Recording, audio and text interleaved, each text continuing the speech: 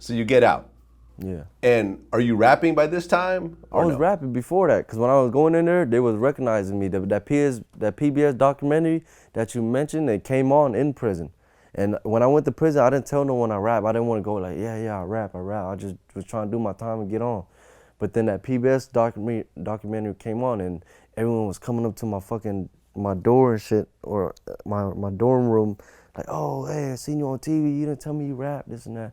So it was kind of like getting there just a little bit, like before I got locked up. And when I came out, shit just grew more, like even way more. Okay, and you started out battle rapping. Yeah, you could say that I started out battle rapping. That's not what I do, but I started out fucking around with that when I was real young, like 17. When I got out of juvenile camp, battle rap. You were there. Okay. Huh? Okay. Yeah. And Long Beach has a really rich hip hop history. Yeah, hell yeah. Once Snoop and came around and brought his whole crew and his whole extended family, from Nate Dogg, Warren G, Yep. the East Siders, with Trey D, all that.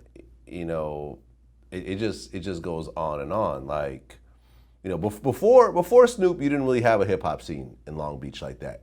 But Snoop, not only did he get put on, but he really put Long Beach on his back in terms of constantly mentioning it. He did. You know what I'm saying? He did. Hell yeah. VIP records and all. He did. Right now, Long Beach though is coming back to that thing on fire right now.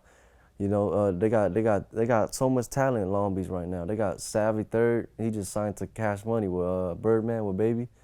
Mm-hmm. And they got a lot of other talent out there that it's just booming. You got Vince Staples, OT Genesis. Right. Yeah, you're right. Vince Staples, right, OT Genesis. Yeah. You had DW Flame too. Free DW. We had DW Flame, we had Vince Staples, we had OT Genesis. We've been all these you had guys. Everyone I named. Goddamn, you got Savvy. You need Savvy Third.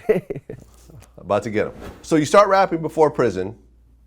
The PBS documentary comes out, and then you get out. So do you start to really focus on it seriously at that point? Yeah, I started to focus on it serious because I had people on my side, supporting me on my team that wasn't just my homies and shit, and they were like, man, if you're getting older, you want to make in this music shit, you got a chance, the opportunity to change your life, to do better.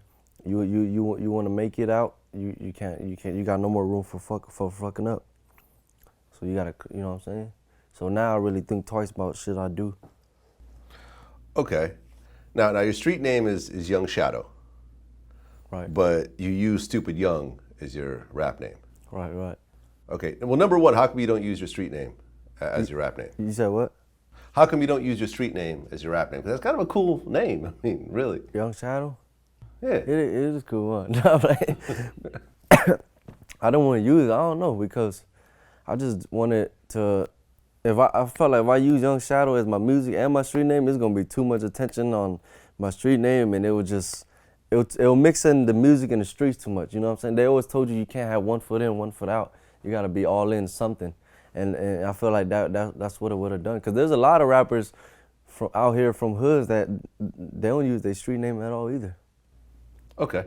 Yeah, and I remember I interviewed Boosie. When you a real gangster and a rapper, you can't do both, man.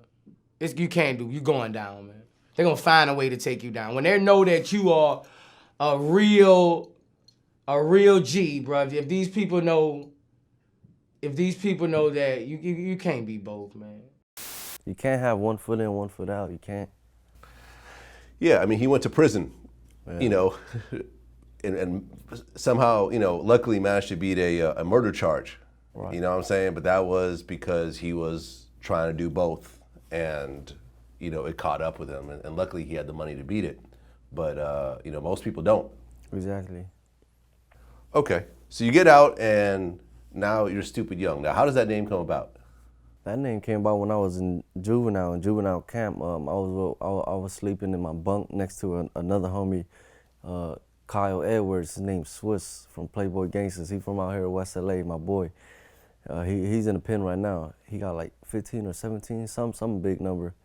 But then I would like to say I was the hardest dude in that juvenile camp period, like with the rap and stuff. And I was the only Asian, and it was all the rest that was rapping was just all Mexican, black, and white, and I was the only Asian. And then he slept next to me. I'm like, man, I'm gonna go out and take it serious. I don't know what my rap name should be, and I wanted to be Young something because I was already Young Shadow. But he was telling me like, man, he like, and then I told myself, man, I might want to pick Young Stupid because ever since I was little, Young, believe it or not, I always like to look at BET, MTV, and I always try to I always liked hip hop. I was a real hip hop music fan, and then my mom always be like, man, you ain't gonna never be a rapper. Why the fuck you even trying? Read a book or something. Why you stupid as fuck? Like, you know what I'm saying? She always hated that I always was into hip hop when I was young.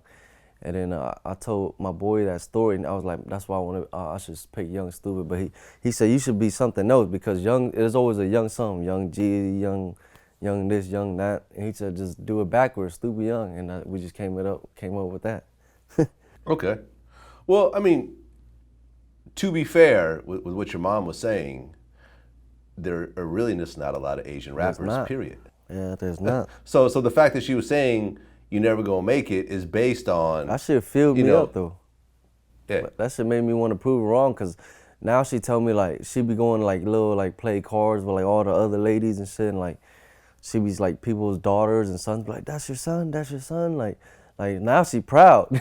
Now she support. When they had the billboard of me in Long Beach, the beginning of this year, she drove by because my parents, they young, they both speak clear English, they young as hell, they're like 40 or something or 40 something. Early though, and she drove by the billboard and she was like, "Oh my God, I can't believe it. I thought he was bullshitting." Like, but yeah, man, that's the best. She's probably gonna see this interview too and be like, "Why you talking about me like that?" But it's the truth. It's the truth. Yeah, man, that's the best feeling in the world when your parents really don't know what the fuck you're doing. You actually manage to come up with something. I went through the same thing as a DJ. Like they were like, "You wasting." My mom literally told me you're wasting your life and running away from responsibilities. Yeah. And ultimately, I ended up doing way better than anything she possibly expected, man. That's a great feeling. That's a good feeling. Yeah. Okay, because really, Asian rappers, I mean, you got Jin. Jin, don't want to snitch? The snitch Jin? Yeah, him. I ain't gonna lie, he was hard, man. He was hard at battle rapping. He is hard. But man, he fucked it up for people like me who really come from that type of shit he was talking about. This dude goes snitching shit. Well, I mean, I've interviewed Jin before, and I've also interviewed China Mac. Shout out China Mac, that's the real one right there. Well, because you're talking about the shooting situation. That shooting situation. Right, and I interviewed China Mac about that, and Jin didn't actually want to talk about it.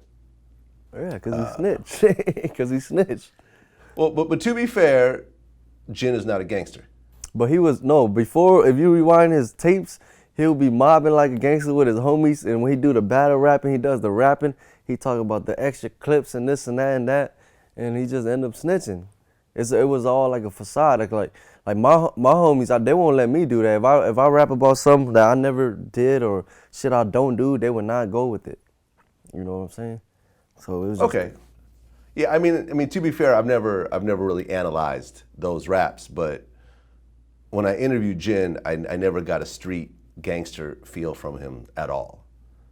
You know what I'm saying? So I don't know about the content. If you're telling me you heard it, then then it's true. Yeah, I was a big fan of him when he was signing Rough Riders. He played in the Fast and the Furious movie.